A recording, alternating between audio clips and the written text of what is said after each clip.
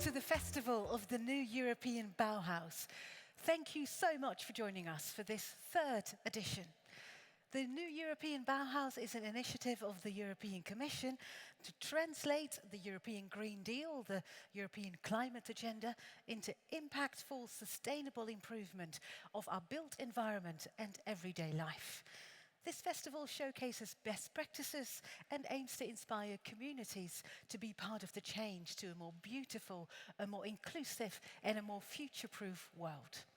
My name is Marieke IJskoot. I'm a sustainable lifestyle expert as well as a speaker and presenter, and it's a real honor to be your master of ceremonies for this morning. This festival is coming to you live and direct from the Parc du Cinquantenaire and the Arts and History Museum in Brussels, and we're also streaming to a global audience. So welcome everyone, both here in Brussels as well as online. Today's theme is Going Circular to Move Forward, a glance into the next chapter of New European Bauhaus. So this day we look ahead. As this is the final day of the forum, the conference part of this festival, we'll reflect on what we've learned in the past few days and also the last 5 years of New European Bauhaus and explore where we go next. Because the ambition is not just to reduce waste and to reduce resource use, but to restore ecosystems, to strengthen communities and to create positive environmental and social impact. So we will look into what's needed to achieve this, for instance, through looking at the work of the NEB Academy today. The future of New European Bauhaus is about scaling impact. We are going big. The challenge is to move from inspiring examples and pilots and projects to widespread adoption, ensuring that sustainable, inclusive and beautiful solutions are no longer the exception. They need to become the norm. I'm sure you all agree with that. And this is what you'll hear about today. Before all that, a quick reminder. The New European Bauhaus Festival is much more than this conference program at the Forum alone. Today is the last day you can explore the fair, the exhibition part, where you can meet hundreds of projects and organizations from all over Europe that are already transforming our world. You'll also have the opportunity to go into some networking activities and vote for the best fair stand. The People's Choice Awards honor the exhibitors that have most engaged and most surprised you as visitors, so do make sure you cast your vote for that. Outside, at the park stage, right in front of us here, today and tomorrow you can still really enjoy the festival program, which comes to life with theatre, with dance, with music performances. We're celebrating Europe through culture with workshops and performances from over 18 countries. And that is not all. We have art installations in there, we have visits through Brussels, movie screenings, there's so much happening. And this morning is the last chance for you to vote for the NEB Academy trophies that you see here around you, because for the first time, architecture, design, art students have been asked to design a very special and sustainable trophy for the NEB prizes. The finalists are on display, and you can still vote for the winner, which will be announced this morning. Right, so much to do, so much to look forward to. So let's dive right in, shall we?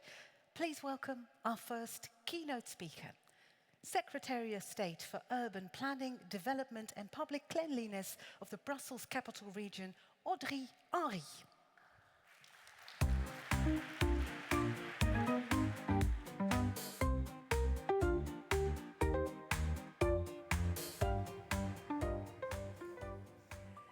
Ladies and gentlemen, dear guests, dear partners of the New European Bauhaus.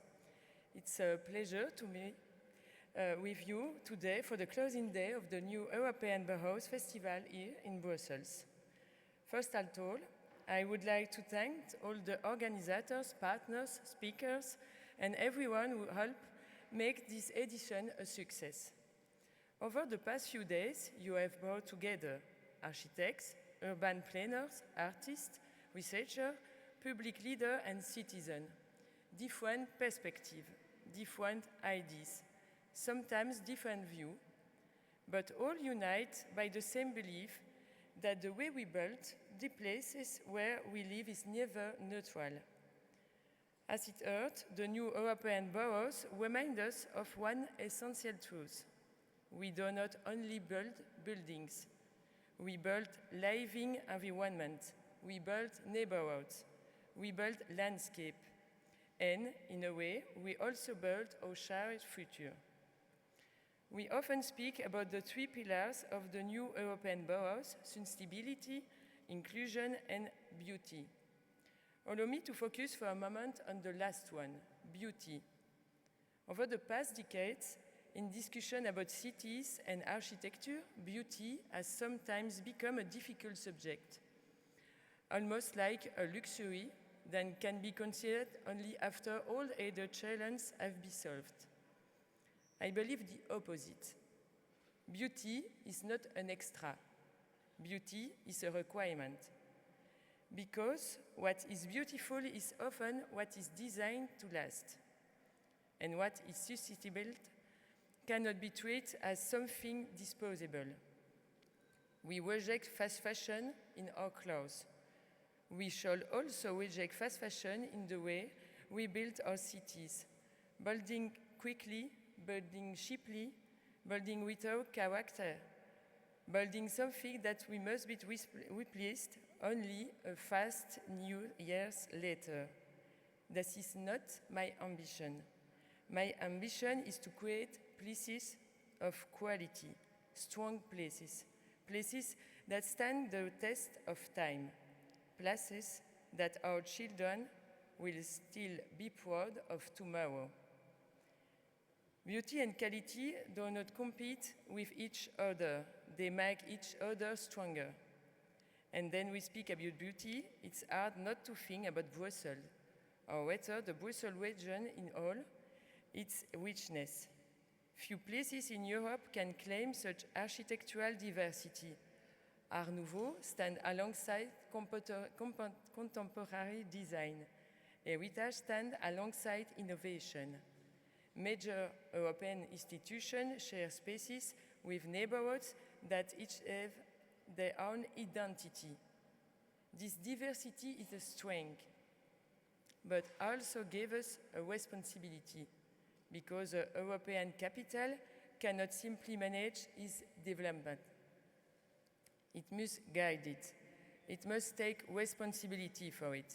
It must carry a vision, the vision of a region that is more sustainable, more pleasant to live in, and more beautiful. This means supporting architectural ambition. It means improving the quality of our public space. It also means listening more closely to the people who live in and shape the city every day. Because architecture may be the most democratic art form that exists. We all share it every day. And because Brussels is also the capital of Europe, this responsibility is naturally a shared one. The European institutions are not simply located in Brussels. Through their buildings, public space, investment, and daily presence, they help shape our region. They are full partners in the development of the city, and I believe this also brings a special responsibility. The goals of new European boroughs cannot remain only theoretical or institutional. They must become visible, concrete, real. In the way European institutions fit into Brussels and contribute to the quality of our urban environment.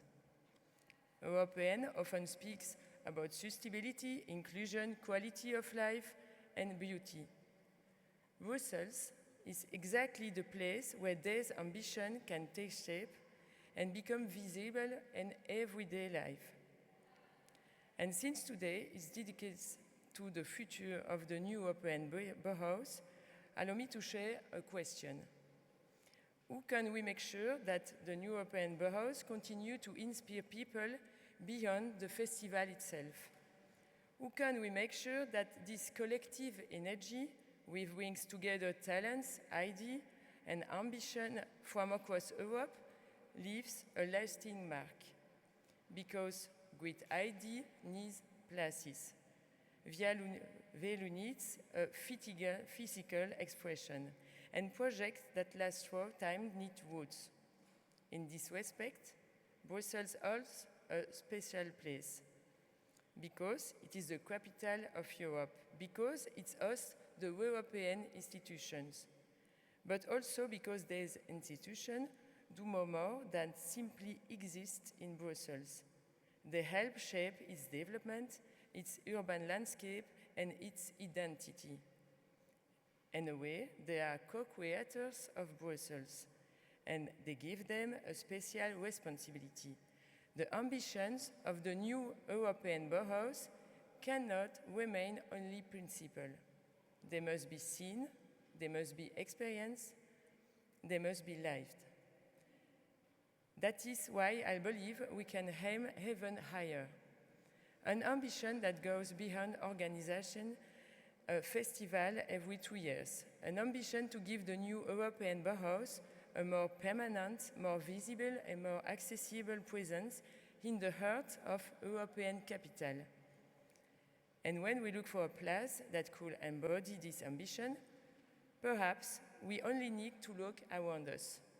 Today, we are gathered in an exceptional place, a place where art, history, heritage, and learning come together. A place that already tells a story about Europe and about some of its finest achievements. So, why not imagine that one day, here in the magnificent Art and History Museum, a permanent pavilion of the new European boroughs could find its home.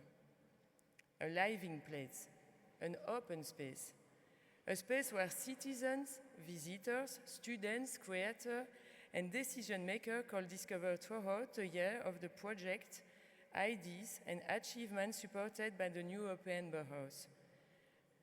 Not as a finished project, not as a final proposal, but as an open question, as an ambition that we can explore together.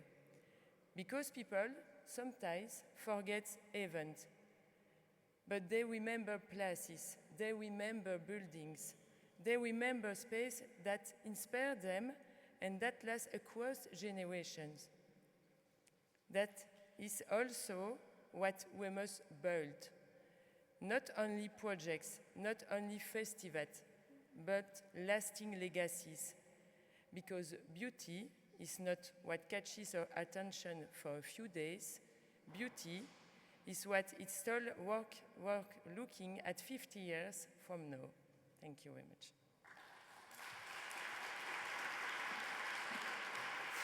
Audrey Henry, merci beaucoup for your inspiring words. So important always to sort of hear this again and really make you feel that this is where we're heading together. Thank you so much. Time to put words into action and visit our satellite projects.